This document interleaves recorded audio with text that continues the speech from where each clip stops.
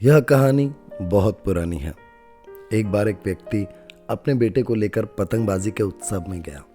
बेटे ने आसमान में देखा, चारों ओर हजारों रंगीन पतंगें उड़ रही थी। यह देखकर बेटा बहुत खुश हुआ और उसने अपने पिता से कहा, क्यों ना हम भी पतंग और मांझा खरीदें और अपने घर की छत से उड़ाएं।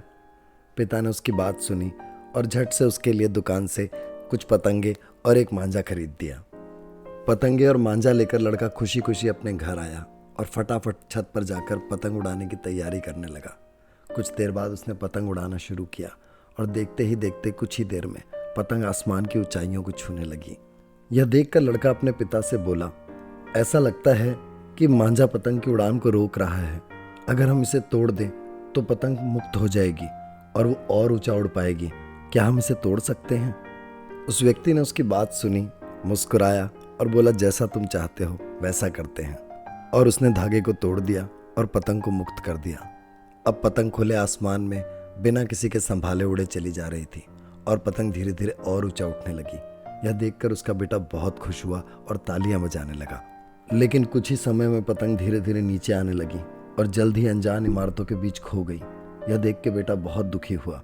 उसने मन में सोचा कि मैंने तो धागे को तोड़ के पतंग को मुक्त कर दिया था, उसे बंधनों से मुक्ति दिला दी ताकि वो और ऊंचा उड़ सके, पर ऊंचा उड़ने की बजाय ये तो इमारतों में नीचे आके कहीं खो गई। उसने अपने पिता से पूछा कि मैंने तो सोचा था कि पतंग को मुक्त कर देंगे तो वो और ऊंचा उड़ेगी, पर ये तो नीचे आ गई। उस व्यक्ति ने अपने बेटे को समझाते हुए कहा, जैसे जिंदगी में हम जीते हैं, हम अक्सर सोचते हैं कि कुछ चीजें हमें बांधे हुए हैं और वो हमें आगे जाने से रोक रही हैं। इसी प्रकार धागा पतंग को ऊपर जाने से रोक नहीं रहा था, धागा पतंग को संभाले था ताकि कम हवा में भी पतंग संभली रहे और जब हवा उसके मुताबिक चले तो वो फिर ऊंचा उड़ सके और तुम उसे धागे की मदद से सही दिशा दे सको। और जब तुमने धागे को काट दिया तो पतंग बिना किसी सहारे के नीचे आ गिरी, जो सहारा तुम धागे के माध्यम से उसे दे रहे थे। दोस्तों, हमारे असल जीवन में, आपके जीवन में कभी कभी हमें लगता है कि हम जल्दी से प्रगति कर सकते हैं और अपने जीवन की नई ऊंचाइयों तक पहुंच सकते हैं यदि हम अपने परिवार और अपने घर के साथ बंधे ना हों।